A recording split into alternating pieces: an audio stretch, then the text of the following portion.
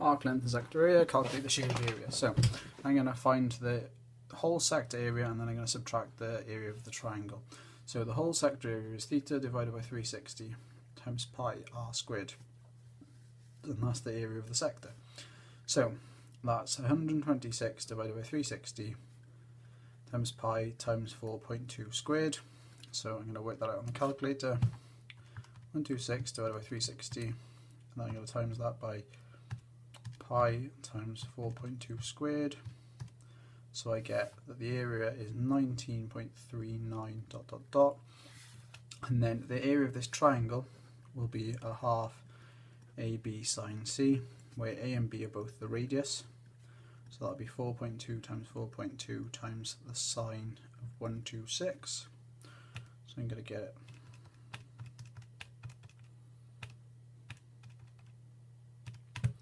And that comes out as 7.13 ...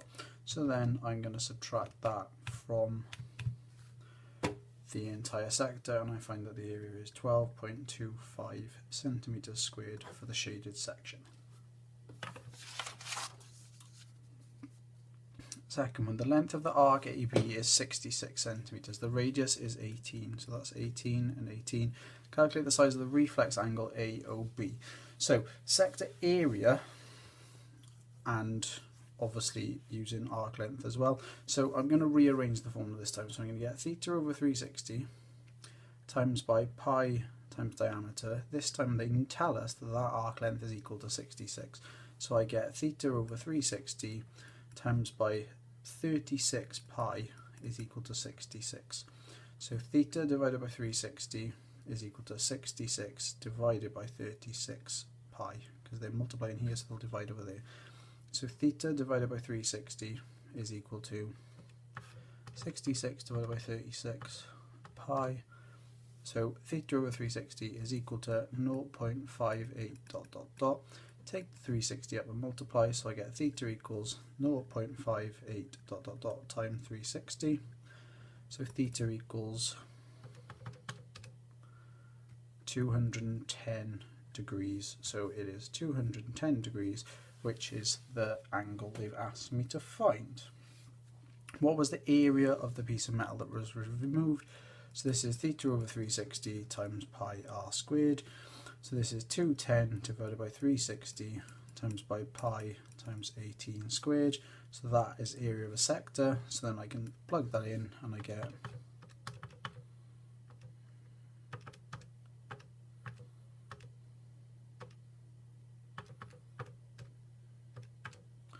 I find that it's 593.76 centimetres squared for the area of the sector.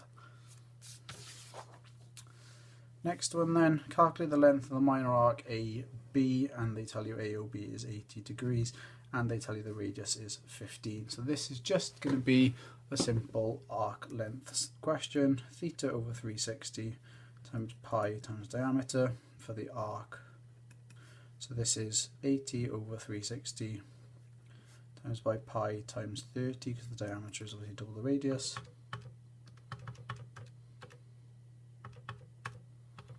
So that comes out as 20.94 centimetres for the arc length. Calculate the area of the shaded sector. So I'm going to find the area of the unshaded and take it away from the area of the full circle. So the area of the full circle, so the whole circle, is going to be pi r squared. So that's going to be 15 squared times by pi. So the whole circle is 706.85 centimetres squared. And then the unshaded arc is going to be theta over 360 times pi r squared. So it's going to be 80 over 360 times 15 squared times pi.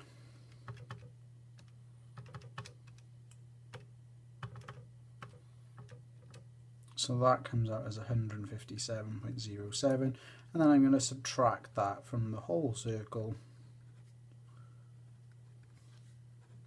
to find the area of the shaded section, which will be 549.77 centimetres squared. Circle theorems. So 3 points are labelled, find the following angles, A to C to B. So that's that entire angle there. Now the alternate segment theorem, a tangent and a triangle off it, tells me that 47 must be the same as that angle there. So the alternate segment theorem tells me that 47 is the answer. CAB, that's this angle here. So there's a couple of ways I'm going to think about this one. The first thing I'm looking at is the fact that this is a triangle. So because this is a triangle, those three angles must add up to 180 degrees altogether. Other things I'm thinking that angle, those two there are both radiuses, so this angle and this angle must be the same. If I know that that's 23 and the whole thing's 47, I know that that in there must be 24, this down here must be 24. I know that this is a tangent and a radius, so that whole thing must be 90. So this is 47, this must be 43 in here to make the 90. I've now got that if I just look at the triangle ACB, I've now got that this down here is 43 plus 24, which is 67. This up here is 47. So then I can do 180 minus those two to find the angle I'm looking for. 180 minus 47 minus 67. So the angle I want is 66 degrees. Reflex DOB. So they went from D to O to B and they want the reflex version. So D to O to B, the reflex angle is this one around here. So got a four-sided shape here, so opposite angles must be 180, so that's 70. If I turn this upside down, I've got an arrow shape here, which tells me that this must be double that. So that's got to be 140, and then obviously the reflex will be 360 minus that 140, which is 220 degrees. B to D to C. So from B to D to C. So that's that whole angle in there. Again, I'm going to use the fact that I have a triangle between B, D to C. This 58 must be 58 here as well because of the alternate segment theorem. And then these three angles add up to 180. So I've got 180 minus the 70 minus the 58, which tells me that B to D to C is 52 degrees. Next one, A to O to C. Straightforward one to start with. We've got an arrow shape here, so that has to be half of that. So 58 times 2, so it's got to be 116 degrees. B to C to D. B to C to D. So that's that whole angle in there.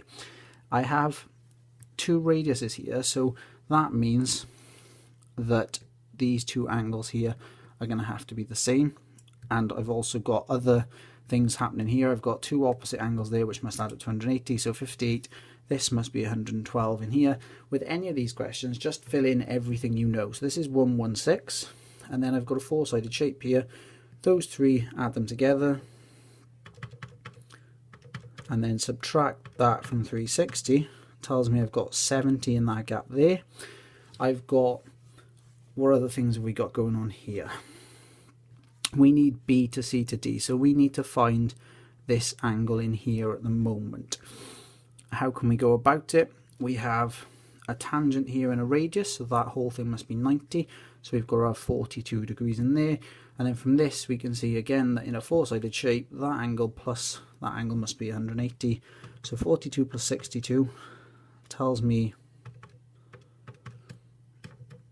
that I've got 104 in here.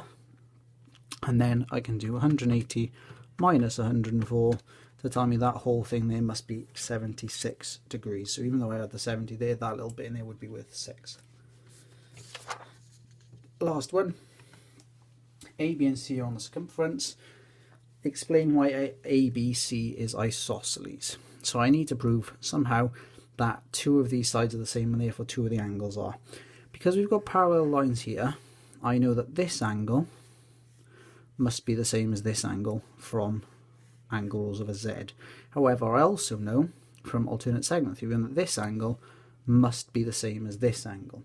I've now proved that that angle and that angle are exactly the same. Because they are the same, it must be an isosceles triangle with these two sides being the same length.